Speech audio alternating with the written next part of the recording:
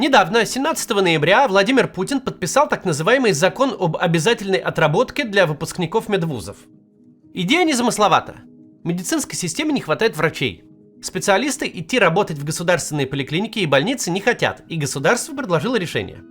Теперь, после окончания учебы, выпускники, и бюджетники, и платники должны будут отработать в госучреждениях до 3 лет.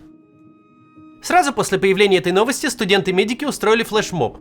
В соцсетях появились десятки сообщений, что многие из них собираются отчисляться. Молодые люди иллюзий не испытывают и прекрасно знают, что такое 3 года в государственной больнице. 12 минут на пациента и гора документов, которые нужно заполнить. Стартовые зарплаты ниже, чем у кассира в Ашане, ночные смены и сверхурочные, потому что, вы ж, мол, молодняк. В числе других студентов свой ролик выложила Тая Борзилова, студентка 5-го курса Петербургского педиатрического медуниверситета.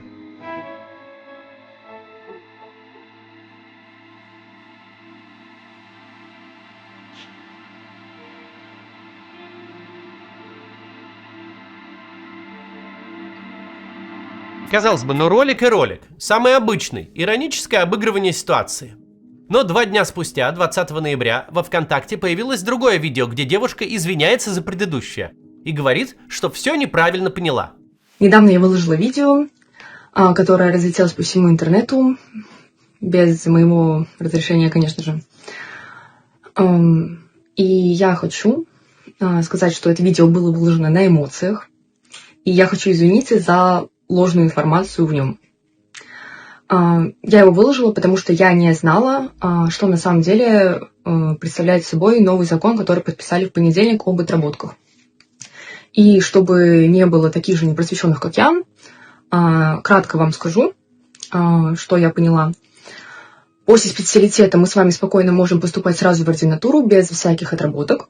Ординатура будет либо целевая, либо платная.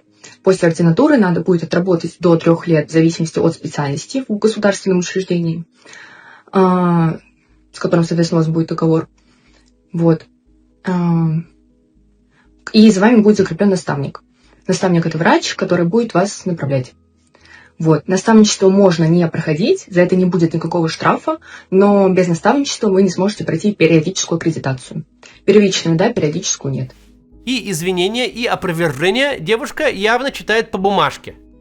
При том, что ролик, за который пришлось извиняться, был вообще не про политику. Обычное выражение недовольства в соцсети. Если же за такое извиняться, то за кислую рожу на важном мероприятии придется уже 10 суток давать. Раз уж тема эта прошлась по нашим лентам, давайте обсудим, что за закон вообще вышел, как именно он повлияет на работу врачей и почему не решит проблемы, из-за которых его приняли. Только перед тем, как начнем, напомню, в описании мы собрали способы, как обходить блокировки в России. Среди таких способов VPN Liberty, который предлагает бесплатный период на 30 дней без привязки к карте.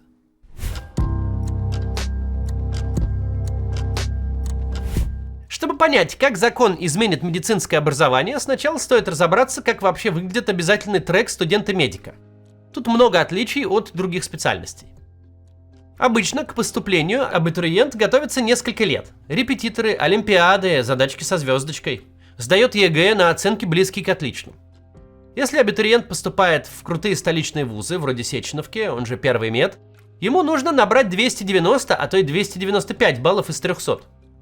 Но даже в региональных вузах почти везде требуется минимум 270. То есть 3 экзамена надо сдать на 90 из 100.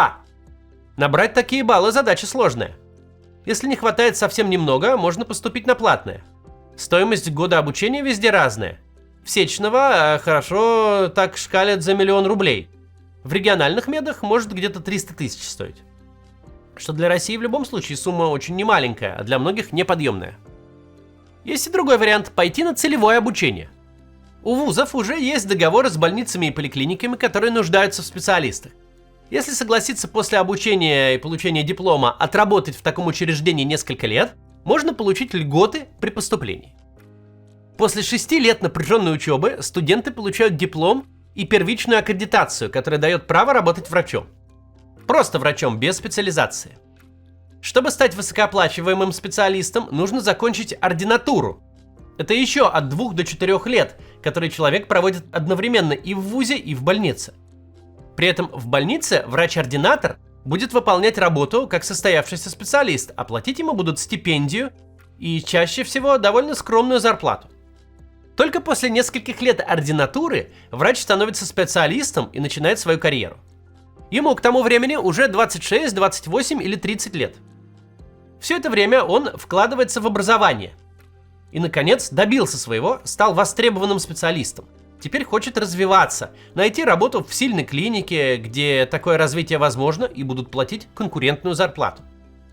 Но теперь, по новому закону, трек студента-медика увеличивается еще на несколько лет. В ординатуре бесплатного обучения уже не будет. Или целевые места, или платные. А еще придется отрабатывать 3 года в госучреждении. И неважно, идешь ли ты в ординатуру или сразу практиковать. Государство таким образом рассчитывает вдохнуть в медицину вторую жизнь за счет дешевой рабочей силы. Взглянем на происходящее глазами российских законодателей теперь. Есть серьезная проблема. В больницах и поликлиниках категорически не хватает врачей. Не хватает их давно, но в последние годы из-за войны и ее последствий ситуация обострилась. Вот и председатель Госдумы Вячеслав Володин высказался по этому поводу так. Страна у нас большая. Во многих центральных районных больницах, особенно сельских, не хватает врачей и среднего медицинского персонала. И понятно, почему не хватает. Платят мало, ответственность огромная, нагрузка непосильная. Проблема даже не в том, что выпускается мало специалистов, а в том, что работа на государство в этой сфере не привлекательна. Решить эту проблему государство пыталось еще 13 лет назад.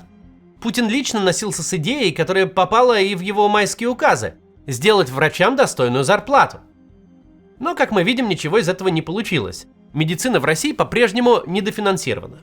Люди туда работать не идут. И вот теперь, когда в конце 4-го года войны с деньгами начали возникать сложности, проблема недофинансирования встает еще острее. И не только в одной сфере. Да, в медицине не хватает кадров, но вообще-то их в целом в экономике не хватает. И разговоры о том, что часть рабочей силы выпускников всех вузов следует распределить в государственные предприятия и заставлять отрабатывать, идут уже давно. Ректор Санкт-Петербургского горного университета предлагает выдавать дипломы инженерам только после 3 лет отработки на производство. Министр строительства предлагает то же самое для студентов строительных вузов. В прессе тема распределения и отработки поднималась еще весной. Якобы и школьники, и студенты, и россияне в целом все такое решение единогласно поддерживают. В практическом смысле дело дошло только до медиков, но фактически разговоры идут уже обо всех, кто получает высшее образование. Речь идет, на секундочку, о принудительном труде. Для многих людей старшего поколения, включая пожилое руководство России, принудительный труд – это норма.